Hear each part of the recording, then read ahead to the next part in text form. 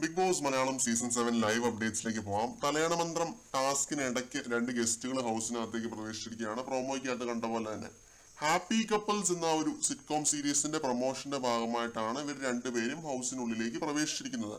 ജീവൻ ഗോപാൽ അതേപോലെ തന്നെ Susan Maria Mathew ഇവർ രണ്ടുപേരുമാണ് പ്രവേശിച്ചിരിക്കുന്നത്.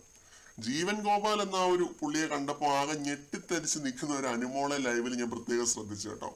അനുമോളുടെ എക്സ് ബോയ് ഫ്രണ്ട് ആയിട്ടുള്ള ഒരാളാണ് ജീവൻ ഗോപാൽ എന്നുള്ളൊരു കാര്യം എവിടെയോ കേട്ടിരുന്നു. അത് സത്യമാണെന്ന് അറിയില്ല, എന്തോ ഹിസ്റ്ററി ഉണ്ട്, അത് ഉറപ്പാണ്.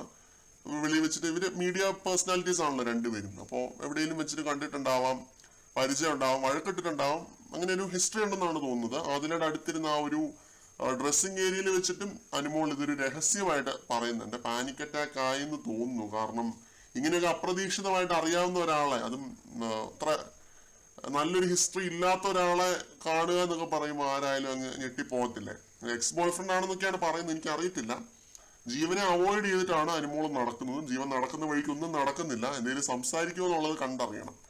അപ്പൊ ഇതൊക്കെയാണ് ലൈവിനകത്ത് പ്രധാനമായിട്ടും നടക്കുന്നത്. ഇവരെ രണ്ടുപേരും ഇപ്പൊ ബിഗ് ബോസ് വെൽക്കം ചെയ്തു. ഇവരിനി പ്രൊമോഷൻ ചെയ്തിട്ട് പോവായിരിക്കും. കൂടുതൽ അപ്ഡേറ്റുകളുമായിട്ട് വീണ്ടും കാണാം.